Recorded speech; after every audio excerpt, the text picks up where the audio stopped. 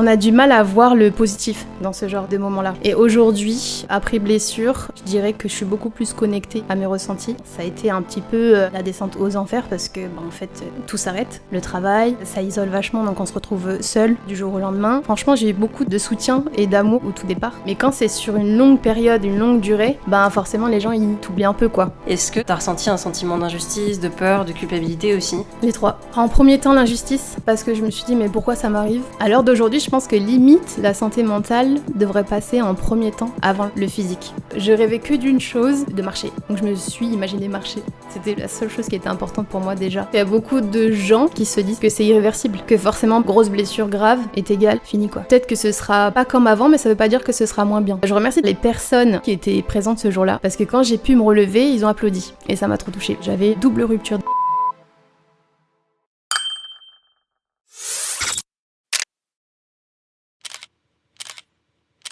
Bonjour à toutes et à tous, aujourd'hui on se retrouve dans un nouvel épisode avec Laura Fontaine que j'ai la joie d'accueillir dans ce podcast. On va parler de la blessure, sujet qu'on évoque très peu je trouve dans le milieu de la danse, qui est un peu tabou parce que perçu comme fragile dès que tu es blessé ou des choses comme ça. On va aussi aborder comment ça t'a transformé mentalement, la vision que tu avais de toi avant et après blessure, la peur aussi peut-être de se reblesser, parce que je pense qu'il y a des traumas qui se créent quand on se blesse, et de choses aussi certainement beaucoup plus positives comme ces nombreux conseils et comment aujourd'hui tu gères ton bien-être à travers tout ça. Voilà, donc bienvenue Laura dans cet épisode, j'ai hâte d'échanger avec toi. Merci. Écoute, pour commencer, est-ce que tu peux nous raconter comment tu as découvert la danse et ce que ça représente pour toi ? Alors comment j'ai découvert la danse ? Il y avait une affiche en sortant de l'école. Ok. Pour prendre des cours de danse, et j'ai dit à ma mère, maman, amène-moi à la danse, je veux faire de la danse qui bouge. Voilà, apparemment ce que j'ai dit. La danse qui bouge. De la danse qui bouge, précisément. Donc toi qui me connais, tu sais que j'adore ça. Donc voilà, elle s'est dit, je vais l'emmener. Et du coup, quand j'ai fait mon premier cours de danse, coup de foudre, direct. La question s'est pas posée. C'était fluide. T'as commencé à quel âge ? 11 ans ? 11 ans. À 11 ans, t'avais conscience que ça deviendrait un métier ? À ce moment-là, non. Ok. Pas du tout. C'est vraiment un plaisir. C'était... Je sais pas, je pensais plus à rien en fait. Et ça me faisait du bien. Et c'était ça qui te donnait envie de t'investir autant dans la pratique ? Ouais. C'était vraiment le moment je préférais ça à l'école. Parce qu'à l'école, j'étais nulle. Donc du coup, c'était vraiment mon truc. Et puis quand j'ai vu que j'y arrivais, que j'avais quand même des capacités, je me suis dit, il y a quelque chose à faire, j'ai envie de continuer là-dedans. Et pour rentrer dans le vif du sujet, comment était ton rapport au corps avant la blessure et aujourd'hui avec ta blessure ? Alors mon rapport au corps, je dirais qu'il était déconnecté, on va dire, parce que je voyais mon corps un peu comme une machine et toujours à pousser. Sauf que c'est pas bon du tout. Et je prenais pas assez soin de moi, même si il y a certaines choses où je faisais attention, je m'étirais, mais voilà, c'était pas assez pour l'intensité que je devais apporter. Et aujourd'hui, après blessure, je dirais que je suis beaucoup plus connectée à mes ressentis et à ce que va me dire mon corps en fait. Si j'ai une douleur, je vais plus écouter plutôt que d'être dans quelque chose, c'est pas grave, j'ai mal, show must go on, et puis je vais pas écouter, je vais empirer mon cas quoi. Mais ce avec quoi on a beaucoup, je trouve, on s'est beaucoup formé dans le milieu de la danse oui ok, il faut être résilient, oui parfois il faut y aller, même quand on a un peu mal, mais je pense qu'il faut trouver un juste milieu entre y aller et se dire ça va aller, et y aller et se Exactement, pas jusqu'à l'épuisement quoi. Exactement. Ce que j'avais tendance à faire. Oui, tu me disais en off que t'étais plus avant dans... plus sur le physique que sur le mental. Et est-ce qu'aujourd'hui d'être plus connecté à ta santé mentale, ça t'a permis de te reconnecter à ta santé physique et de connaître tes limites ?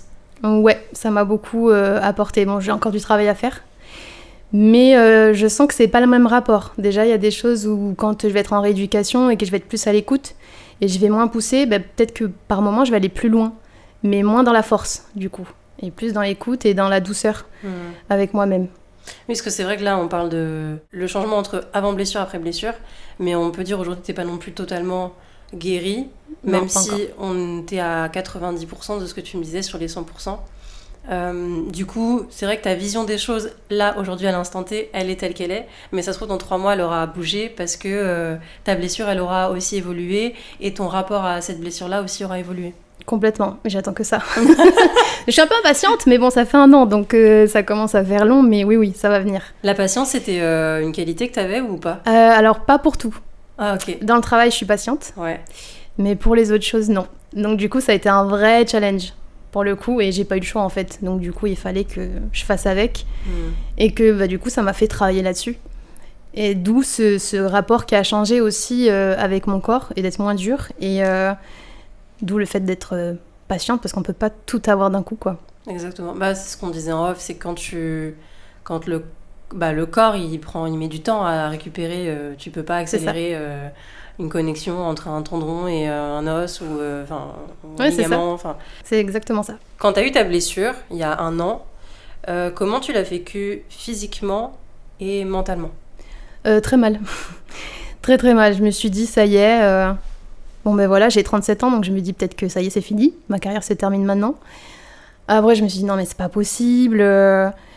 Ça a été très compliqué. D'abord, ça a été le physique et la douleur, voilà, elle a été telle ce qu'elle a été.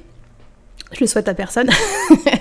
Donc voilà, et après, le mental est venu quasi tout de suite après, quoi. On a du mal à voir le positif dans ce genre de moments-là. On se dit, tout s'écroule en fait. On se dit, ça a été un petit peu, je vais employer un terme un peu fort, mais la descente aux enfers, parce que, en fait, tout s'arrête. Le travail, ça isole vachement, donc on se retrouve seul aussi un peu du jour au lendemain. Surtout quand on a travaillé sur une saison et on voyait des gens tous les jours. Donc ça n'a pas aidé, donc forcément le mental, il baisse. Et je sais plus ce que je voulais dire derrière. Mais comment tu l'avais vécu physiquement, mentalement ? Et tu me disais que oui, c'est la descente aux enfers, parce que ça t'isole. Je vais revenir dessus, mais il y avait un truc que je voulais dire, mais du coup ça ne revient pas. Ça reviendra peut-être dans l'interview. Ouais. Mais ouais, non, ça a été compliqué, quoi. Donc après, j'ai dû faire avec. Et au niveau de l'isolement, t'as senti que c'était... Alors oui, ça isole, parce que de toute façon, c'est toi et toi-même qui viens de vivre la chose. Mais est-ce que t'as senti que ça t'avait isolé du milieu artistique aussi ? Ouais. Oui, complètement.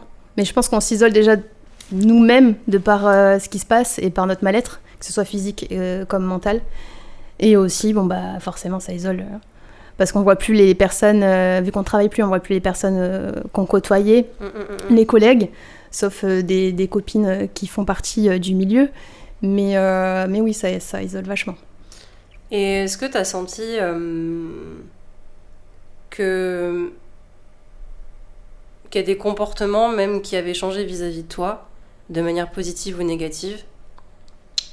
Du style t'oublier parce que de toute façon t'es plus dans le milieu, donc Laura c'est ce que je me suis dit. Après j'ai un peu ressenti ça, pas au départ, franchement j'ai eu beaucoup de soutien et d'amour au tout départ, mais quand c'est sur une longue période, une longue durée, forcément les gens ils t'oublient un peu, quoi. Donc après via les réseaux j'ai pas senti qu'on m'ait vraiment oublié, donc ça a été ce qui m'a aidée aussi. Ah, c'est bien qu'on parle de ça, parce que voir un milieu en train de travailler sur tes propres réseaux sociaux, alors que toi, t'es chez toi isolé... C'est très dur. C'est très dur, mais d'avoir aussi ce côté où t'as du soutien, c'est positif aussi. Ouais, et j'ai eu du soutien autant par les proches, et encore plus par les... Je sais pas si je peux dire ça comme ça, mais les fans qui me suivent du coup sur les réseaux, et ça, c'était... je trouvais ça adorable. Vraiment, mais beaucoup, beaucoup. Donc la peur de l'oubli, elle est arrivée un peu après ? La peur de, pardon ? L'oubli. Oui, elle est arrivée après. Parce que quand j'ai vu que ça durait, 6 mois, 7 mois, je me suis dit, ça va durer peut-être 1 an et demi, on sait pas. Je me suis dit, voilà, les gens, après, la nouvelle génération, les gens, peut-être qu'ils vont plus trop penser à moi, peut-être qu'ils vont se dire que je suis passée à autre chose, ou j'ai fait une formation, et que du coup, de par cette blessure, j'ai arrêté ma carrière, peut-être même, tu vois. Et donc voilà, à part mettre sur les stories, j'existe encore, je vais revenir, pour montrer que en fait, j'ai pas abandonné et que je veux toujours être danseuse. À part ça, voilà quoi. Oui, parce que tu disais tout à l'heure, quand t'as 37 ans, Il y a un peu cette injonction aussi par rapport à l'âge, arriver à un certain âge, ta carrière elle s'arrête naturellement. C'est Donc ça. quand en plus il y a une blessure par-dessus, même toi tu dis mais attends, j'avais pas prévu de finir ma carrière comme ça, et il y a le regard aussi des autres qui arrivent en se disant bon bah 37 ans, blessure, fin de carrière. C'est ça. Bah après, dans le milieu, comme tu sais, 37 ans, bah, ça y est, tu fais partie des vieux. Même si c'est l'expérience qui parle. Alors moi, j'ai pas 37 ans, donc je me sens pas concernée.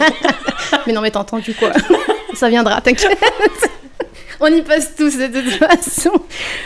Ah putain, avec mes bêtises, tu vois, je me perds. Mais oui, il y a un peu de ça, en mode, bon, bah voilà, ça fait plus de 15 ans qu'elle est danseuse, 37 ans. Les gens, que ce soit conscient ou inconscient, vont se dire, bon, bah, elle va faire autre chose. Sauf que bon, je pense qu'on peut encore danser encore un petit peu, tu vois. Bon, après, il faut bien se préparer, il faut faire attention et bien renforcer tout ça et pas reprendre trop tôt et n'importe comment. Mais t'appréhendes du coup le retour Ouais, beaucoup. Ouais. Beaucoup. J'ai peur de me reblesser. Surtout avec des rails, du coup. mais oui, parce que ça va changer beaucoup de choses par rapport au regard des autres, justement. Parce que on a un certain niveau et en fait, avec le temps, comme on repratique pas, donc là, ça fait 1 an que je pratique pas du tout de danse, que je danse plus, pardon. Et je me dis, bah en fait, forcément, j'ai dû régresser, vu que je pratique plus. Et il y a ce truc de dire, bon bah, est-ce que je vais retrouver mon niveau initial, quoi. Et ça, faut l'accepter. Quand on est perfectionniste, c'est compliqué. Mais j'apprends. J'apprends à être plus bienveillante et lâcher un petit peu ça. Et qu'est-ce que tu dirais, toi, à l'heure d'aujourd'hui, à quelqu'un qui a peur de revenir suite à une blessure ? Je lui dirais de prendre le temps de vraiment s'écouter et vraiment guérir avant. Que ce soit, enfin, surtout physiquement, mais aussi s'occuper de sa santé mentale, parce que ça y joue. Parce que seul, on va plus vite, mais à deux, on va plus loin. Et donc, du coup, corps et esprit, ça va ensemble. Et de croire en lui, quoi. Parce que c'est ce qui va, je pense, aider au process de guérison, tout simplement. Ça, c'est ce que tu te dis à toi, du coup, ouais, aussi. Exactement. Ouais.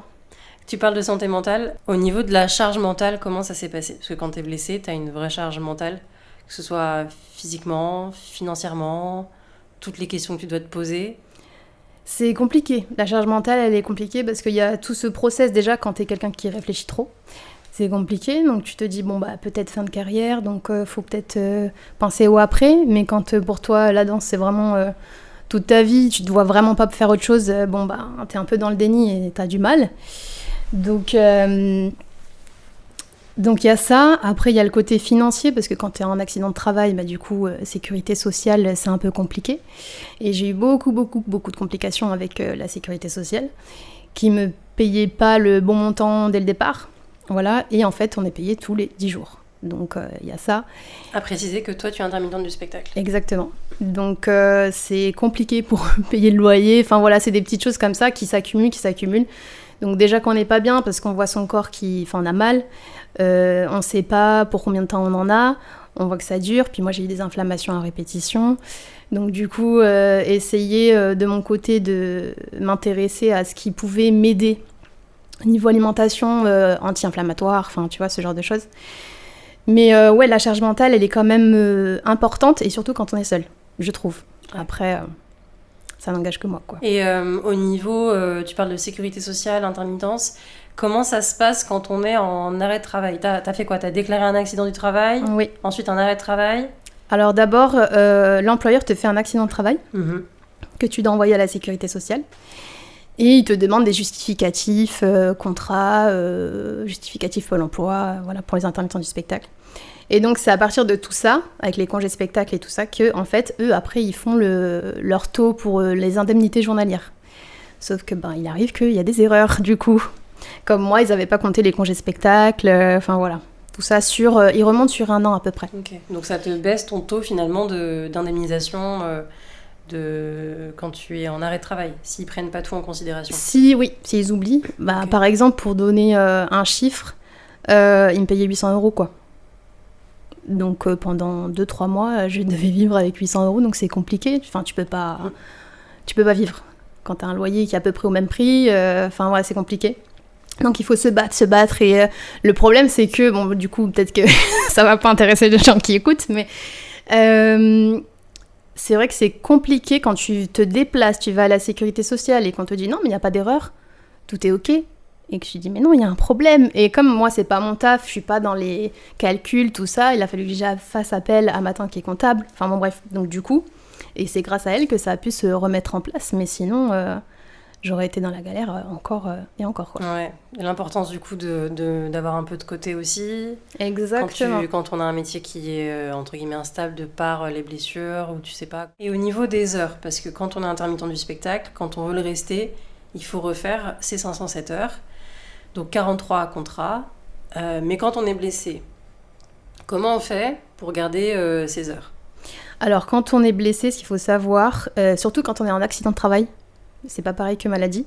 Oui. En accident de travail, en fait, tu cotises 5 heures par jour. Alors qu'en maladie, tu ne cotises pas, de ce que j'ai compris, en tant qu'intermittent du spectacle. Donc voilà, et puis à partir de ça, après ils font le calcul, Pôle emploi, tout ça, mais oui. Okay. Donc c'est moins bien que 12, mais c'est mieux que rien. C'est mieux que rien, parce que ça te permet au moins d'ouvrir tes droits l'année prochaine et d'avoir une autre sécurité pour reprendre tranquillement dans le milieu. Quoi. Et la chance que j'avais, c'est que j'avais de l'avance sur mes heures. Ok, sur tes heures. On parlait tout à l'heure des ressentis immédiats vis-à-vis de ta carrière.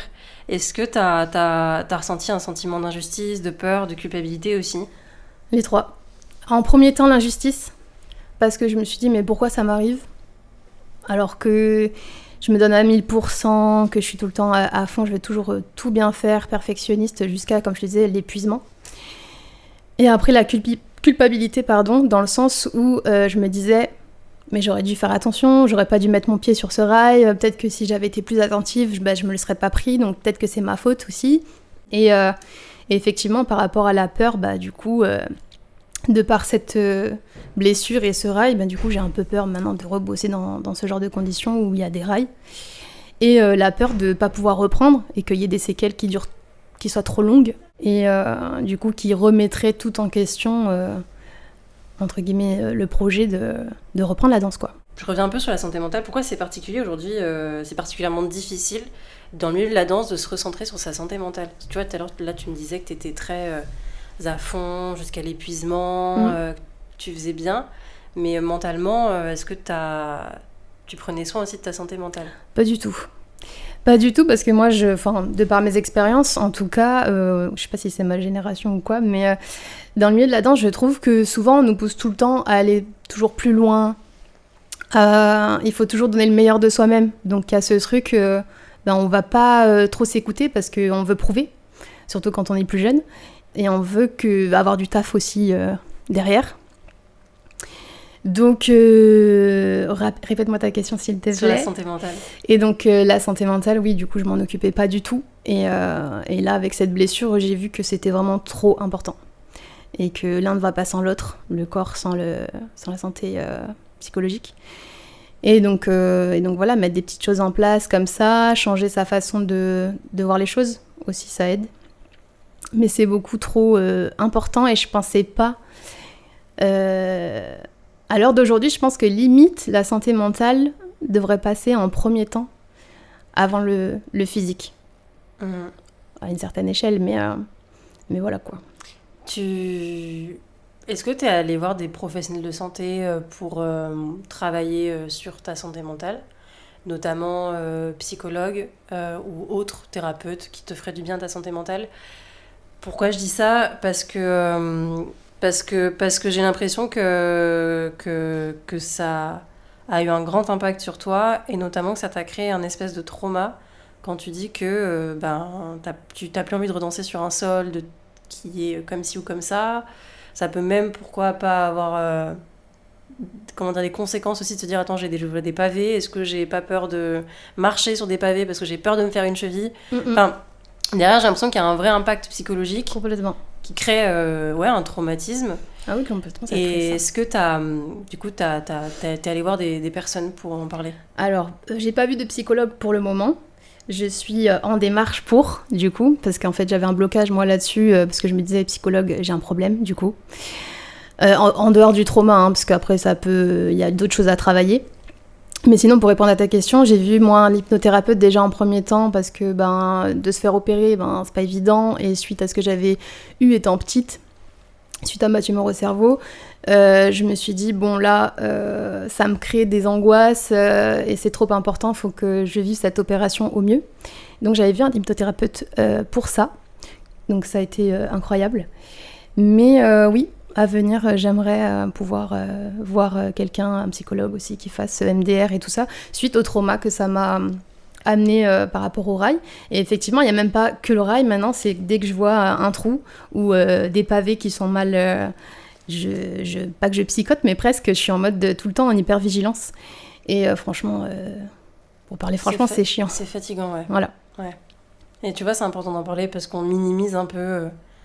Je dirais pas le truc, mais tu te dis oui, bon, elle s'est blessée, c'est bon, elle va se remettre, elle a fait ses séances de kiné et elle va reprendre, tu vois. C'est ça. Sauf que demain, on me dit, enfin demain, façon de parler, mais on me dit, bah voilà, faut que tu fasses un contrat ou faut que tu sois en talon. Ça va être très compliqué, tu vois.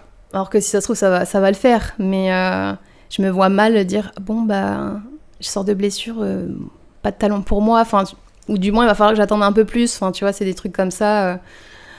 Et le sol est beaucoup trop important maintenant à mes yeux, là où je vais travailler, quoi. On n'a pas évoqué en fait ce que tu avais vraiment eu comme blessure.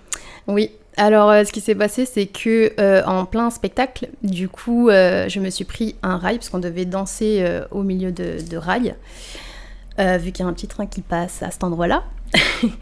Et en fait, ça m'a stoppé net dans mon élan, et je suis tombée par terre, voilà. Et donc, t'imagines la douleur qui a pu se... dégager à ce moment-là. Donc à ce moment-là, j'ai tout de suite vu que senti que c'était grave parce que la douleur était intense.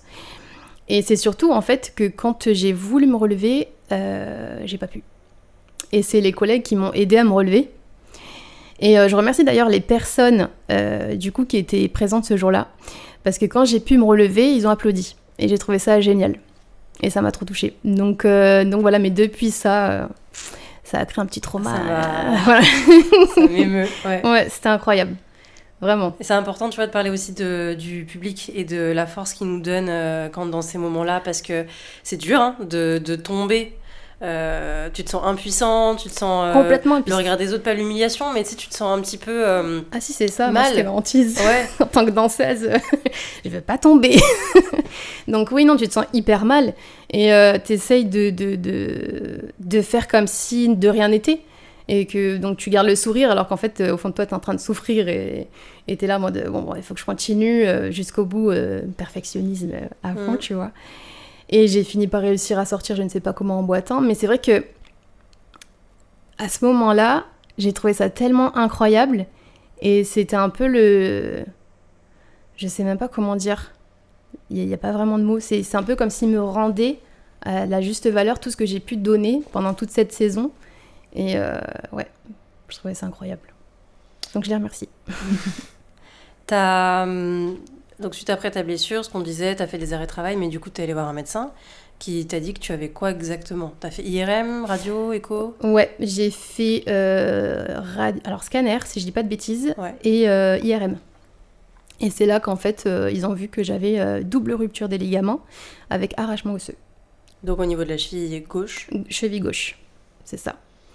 Ok. Du coup, opération, ligamentoplastie, avec du coup, j'ai une petite... ils appellent ça une ancre, c'est un peu comme une broche qui est fixée dans l'os du coup. L'opération, elle s'est pas faite tout de suite ? Non, je me suis blessée en septembre, elle s'est faite en janvier. Bon, après, il y avait aussi le fait que moi, je voulais passer les fêtes tranquille avec ma famille. Mais il fallait en fait que c'était tellement inflammé, il fallait d'abord que la cheville se guérisse un minimum pour pas qu'il y ait tout ce terrain inflammatoire, parce que ça sert à rien d'opérer sur quelque chose qui est trop inflammé, abîmé. C'est quoi, c'est l'hématome qui devait se résorber ? Il y avait quelque chose comme ça ? Ouais, okay. C'est ça. Et même intérieurement aussi, il fallait que ça s'apaise, on va dire, si je peux dire ça comme ça. Et ensuite, on a pu faire l'opération. T'as dû faire un peu de rééducation ou pas avant l'opération ? Je sais que ça arrive des fois pour renforcer la cheville. Ouais, j'étais obligée de renforcer avant, parce que comme j'allais être immobilisée pendant un bon moment, je crois que ça a été 2-3 mois, il fallait absolument que j'ai une force musculaire un minimum pour pas perdre complètement ma force musculaire, quoi. T'as fait un peu de visualisation, des choses comme ça pour ta cheville quand t'étais à l'arrêt dans ta botte ? Alors, pas tellement. Vers la fin, si. Parce que j'étais plus dans le... Ah ouais, voilà, ça fait mal, c'est chiant, tu vois. Et après, bon, quand tu vois que ça commence à guérir un petit peu, et tu dis, bon, allez, je rêvais que d'une chose. J'avoue que là, sur la visualisation, c'est ce que j'ai fait, de marcher. Donc je me suis imaginé marcher. C'était la seule chose qui était importante pour moi déjà. Parce que c'est trop important. C'est dans ces moments-là, en fait, on se rend compte que c'est trop important le corps, parce que c'est ce qui nous permet de se mouvoir et de faire tout ce qu'on peut faire. Sans ça, on fait plus rien, en fait. Et on est complètement dépendant des autres. C'est vrai. Et c'est horrible. T'as senti de la dépendance ? Ouais. Bah ouais, parce qu'en fait, tu peux plus faire tes courses. Donc quand tu vis seule, voilà, t'es obligé de faire tes courses sur Internet. T'as plus trop de vie sociale. Heureusement, après, il y a eu ma mère qui a été là pour m'aider, parce que ne serait-ce que faire la vaisselle, le ménage ou se faire à manger, c'était très compliqué, quoi. Parce que rester en station debout avec les béquilles, juste le fait que le flux sanguin soit vers le bas, ça faisait mal dans la cheville, je parle post-op. C'était compliqué. Donc dans ces moments-là, tu te débrouilles comme tu peux, si t'es seule, mais t'es complètement dépendante. Même pour aller chez le kiné, t'es obligée de faire appel à une ambulance. Enfin voilà, tu peux pas... Et donc des frais médicaux ?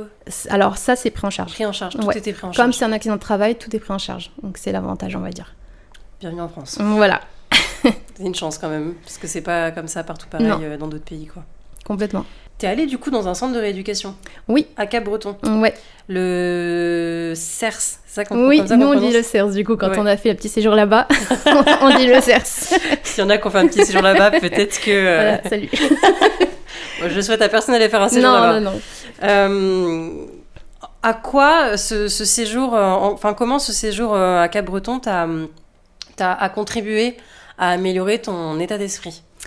Alors, quand je suis allée là-bas, en fait, c'est juste que j'ai rencontré des personnes géniales qui n'étaient pas du tout... Bon, il y avait des personnes forcément dans le milieu, et d'autres, la plupart, n'étaient pas du tout dans le milieu artistique. Et j'ai adoré le fait qu'on vient tous pour la même chose, on s'est tous blessés gravement, et on est tous logés à la même enseigne, finalement. Et il y avait ce côté aussi où il n'y avait pas de tabou par rapport à aller voir un psy, se faire aider... Alors que je trouve que dans le milieu artistique, c'est un peu tabou. Enfin, pas beaucoup de gens vont en parler librement. Mmh. Et donc, il y a une sorte de soutien qui se fait, de solidarité, mais hyper naturel. Et franchement, même si c'est dur et que c'est intense, et que des fois, on souffre, il y a ce côté vraiment cool où du coup, on fait de belles rencontres et on s'entraide et on est tous là pour la même chose. Exactement, puis tu sais que dans les moments où ça va pas, t'es pas seule. Exactement. Et que, comme tu dis, vous êtes tous là pour la même chose, donc c'est un peu le show must go on, quoi. Ouais, ça aide en fait, parce que pendant tout ce temps, pendant des mois, je me sentais seule, pas forcément comprise. Pour les personnes qui n'ont pas vécu ça, par exemple, même s'ils peuvent s'imaginer, mais jamais vraiment se rendre compte tant qu'ils l'ont pas vécu, et là, j'étais avec des gens qui le vivaient, tu vois. Et donc, du coup, ça changeait tout. C'est un centre où tu peux accéder sur dossier, comment ça se passe ? Alors, il y a des justificatifs à envoyer, c'est spécialisé pour les sportifs. Donc, c'est soit, faut justifier comme quoi tu es professionnel, ou que tu fais partie d'un club, que ce soit rugby, soit la perche, ce genre de choses, quoi. Mais oui, il y a des justificatifs à envoyer, et quand tu es en accident de travail, c'est pris en charge par la sécurité sociale. Ok. Voilà. Combien de temps ça dure, les séjours Alors, là-bas ? le minimum, c'est 3 semaines, ce que moi j'ai fait. Ouais. Mais ça peut être plus. En gros, si tu te fais opérer, tu peux aller directement te faire prendre en charge là-bas. Ok. Pour avoir les soins post-opératoires, donc avec la botte, tout ça. Il y a des infirmières, il y a tout sur place. Trop bien. C'est très très bien.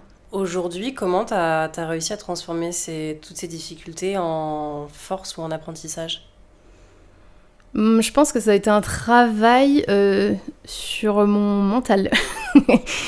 Vraiment, pour le coup, parce que je savais que, bon, j'étais forte, mais je pense que là, ça me l'a prouvé encore plus, que je pouvais l'être encore plus. Et je me dis, moi, à l'époque, je me disais, ouais, être forte, c'est, vas-y... tu montres pas tes faiblesses ou tes émotions, ou, tu vois, j'associais ça un peu à ça. Et alors qu'en fait, non, pas du tout. En fait, des fois, il faut avoir ces moments de down, de lâcher prise, où on va pleurer, où on va être mal, ou tant pis, on va répéter des choses pour extérioriser, on va tourner en boucle et dire ouais, j'en ai marre, machin. Mais ça fait partie du process aussi, qui fait que ça t'aide à prendre conscience de plusieurs choses que tu n'avais pas conscience avant. Et là, tu es seule face à toi-même et tu n'as pas le choix, en fait. Donc Donc tu peux me répéter ta question du coup, je sais pas si j'ai répondu. Oui, tu réponds, t'as répondu et j'allais rebondir sur justement savoir si la blessure elle t'avait fait passer un message.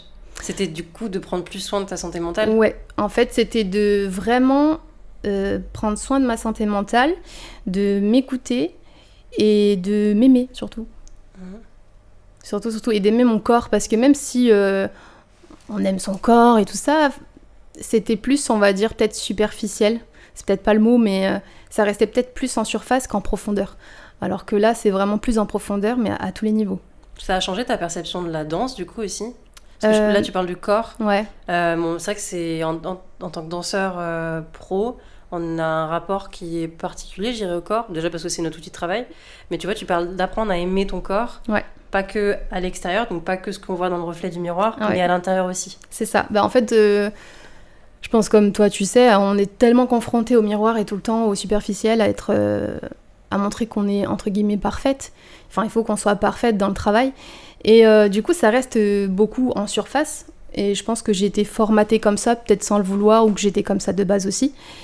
Et du coup, oui, ça m'apporte une autre vision des choses.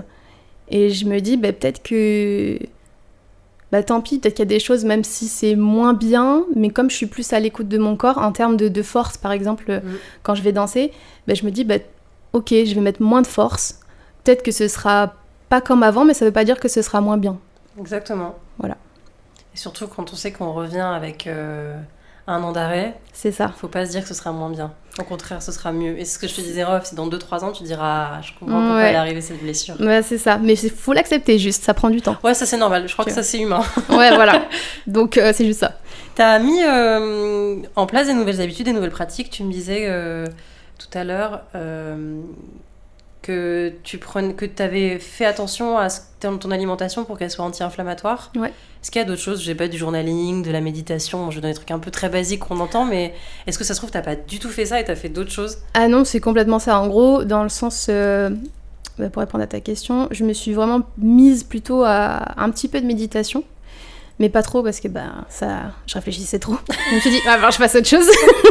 Ça marche pas. C'est pire. C'est pas possible. C'est une très mauvaise idée. Voilà.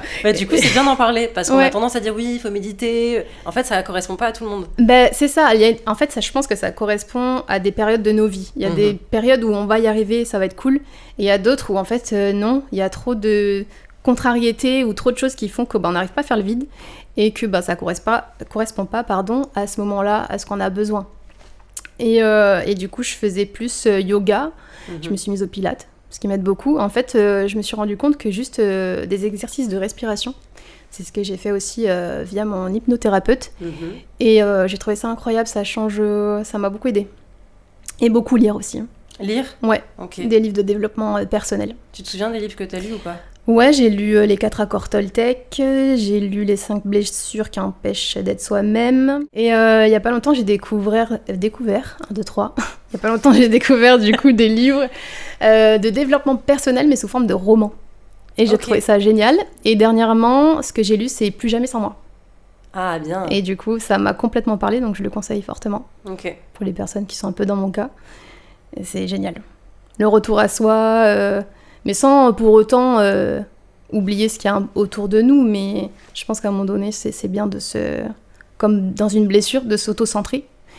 Et peu importe le temps que ça prend, mais ça fait partie du process, quoi. Exactement. Dans ce process-là, t'as senti que t'avais une pression à devoir trouver absolument autre chose que de la danse? Ouais. C'est la pression que tu t'es mise ou la pression que les autres t'ont mise? C'était un peu des deux. Plus l'entourage. Parce que forcément, ils s'inquiètent. Donc, c'est « Ah, mais tu vas faire quoi ? Bon, ça y est, c'est fini. » Ou les gens se disent, même des gens lambda qu'on va croiser, tu leur dis « voilà, je me suis fait une double rupture des ligaments de la cheville. » « Ah, bon, du coup, tu vas faire quoi ? D'autres ? J'ai pas prévu de faire autre chose pour le moment. Mais c'est vrai qu'il y a ce truc, ce serait bien que tu fasses des formations, ce serait bien que ci, que ça, que ci. Et en fait, ça met plus la pression qu'autre chose. Parce que déjà qu'on n'est pas bien et déjà qu'on se met soi-même la pression, enfin, moi, pour mon cas, c'était ça. Je l'ai pas trop bien vécu, même si ça partait d'un bon sentiment. Donc voilà, je fais confiance maintenant au timing. Et je m'écoute et je me dis, je suis consciente, je suis pas dans le déni, je sais que ça viendra un jour. Mais ce sera quand je sentirai le moment et quand moi je me sentirai, j'aurai le déclic et j'aurai besoin de passer à autre chose. Exactement. C'est très marrant que tu parles de « et tu vas faire quoi ?» Parce qu'avant même, il y a... Je prends un exemple, j'en ai beaucoup entendu parler, il y a 15 ans, quand les danseurs ou danseuses disaient qu'ils voulaient devenir professionnels, souvent on leur disait « Ouais, mais si tu te blesses, tu vas faire quoi ? T'as pas de plan B. » Et c'est une question que avant même que tu te blesses, on te pose. Et je me dis, mais pourquoi il faut toujours trouver un plan B avant qu'on ait essayé le plan A ou qu'on soit allé au bout du plan A, même avec une blessure, tu vois ? Parce que je pense qu'il y a beaucoup de gens qui se disent que c'est irréversible. Que forcément grosse blessure grave, est égale fini quoi. Alors qu'en fait, je me suis rendu compte qu'il y a pas mal de danseurs qui se sont fait de graves blessures et qui ont repris. Après, certes, du coup, il y a l'âge qui joue, voilà, le corps il réagit différemment. Donc, il faut juste se réadapter. Mais c'est pas impossible. Après, oui, comme je te disais, faut y penser. Mais c'est vrai que c'est le premier réflexe que les gens ont dès qu'on leur dit, voilà, je me suis blessée, quoi. Est-ce que tu penses pas que ça les ramène à leurs propres insécurités ? C'est possible, ouais.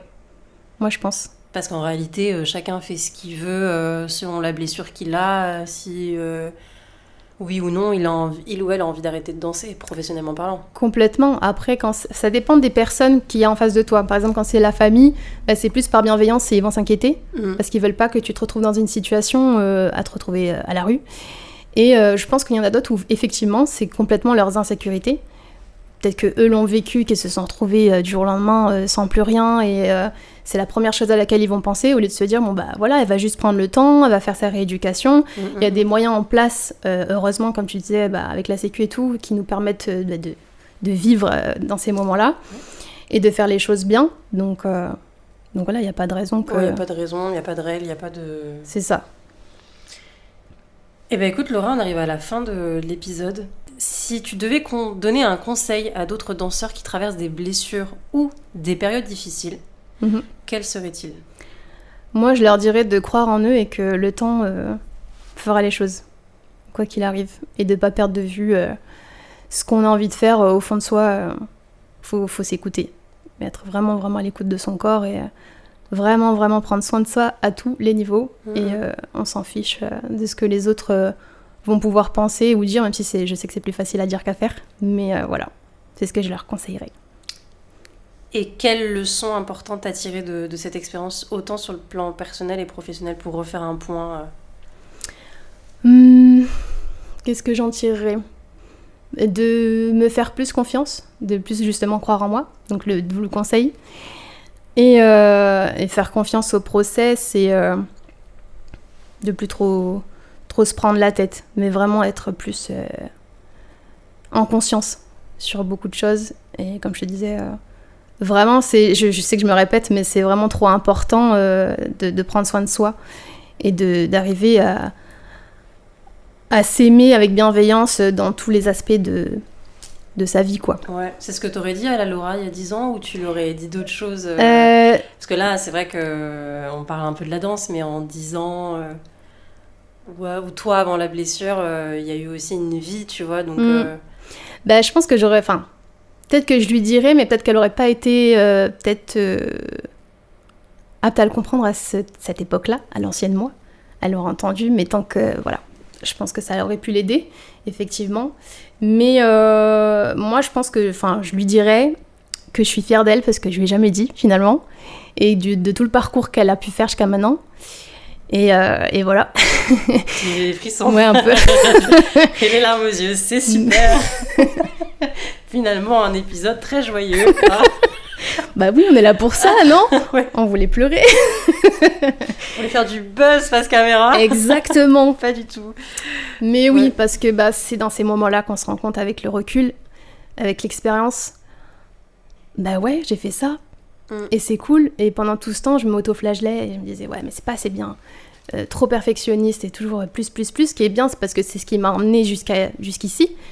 Mais d'un autre côté, c'était pas forcément, sur le plan santé mentale, peut-être ce que j'avais besoin. Ouais, et puis tu vois ce que tu viens de dire, de se rendre compte de ce qui nous rend heureux aussi, c'est important sur l'instant T, parce que quand t'es dans des moments où t'es dans du moins, De se dire, ah mais en fait, ouais, ce que j'ai vécu tout au long de ma carrière ces 10 dernières années, c'était incroyable et pourtant je m'auto-flagellais et pourtant c'était jamais assez bien. Et quand t'es à l'arrêt et que tu fais plus rien, tu te dis, ah ouais, non, en fait, ce que j'ai vécu, c'était... Quelle chance! Complètement. C'est vraiment une chance incroyable d'avoir pu vivre tout ça, même si on veut toujours plus. Moi, c'était mon cas, c'était mais j'ai pas fait assez, et ce besoin de toujours prouver, et puis faire plus, faire plus. Après, c'est vrai que c'est un peu... quand on aime quelque chose, on veut se nourrir de plus en plus de ce qu'on fait, et forcément, on veut toujours plus.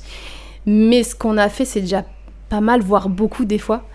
Et non, c'est incroyable. Il faut savoir apprécier. C'est ça.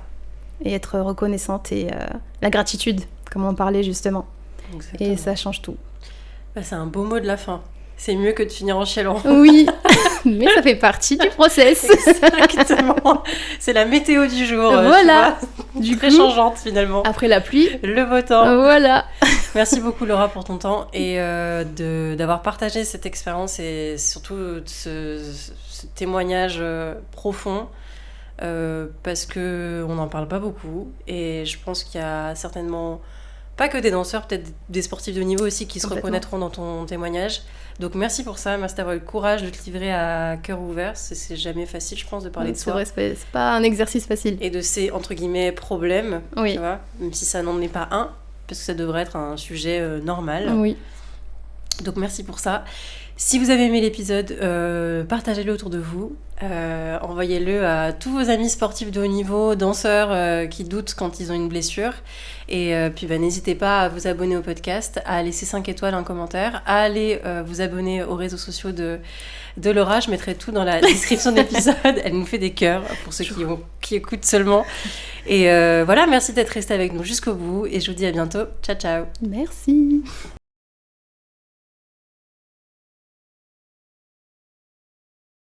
1, 2, 1, 2, test son. Si je parle comme ça, c'est plutôt cool. Vas-y, Laura. Aujourd'hui est un jour spécial. Très intéressant. Je m'entretiens avec Maïwen. Et ça va être génial. Oui, plein d'émotions. Oui. C'est trop drôle. Ok. Moi, j'ai l'impression que ça va, je crache pas trop dans le micro. Ouais, c'est comme je me suis rapprochée aussi. Je vais boire intéressant. Je vais boire un verre d'eau du coup. D'accord, moi aussi. On va faire un ASMR. Peut-être que ça va les intéresser. Un nouveau podcast ASMR. C'est pas mal, non? Je pense que je pourrais pas. Tiens, ils font comme ça avec le micro. Je pense que je pourrais pas. Qu'on s'en rend compte, plutôt. Je crois que j'ai mal prononcé. Attends, je recommence. Alors, on y va.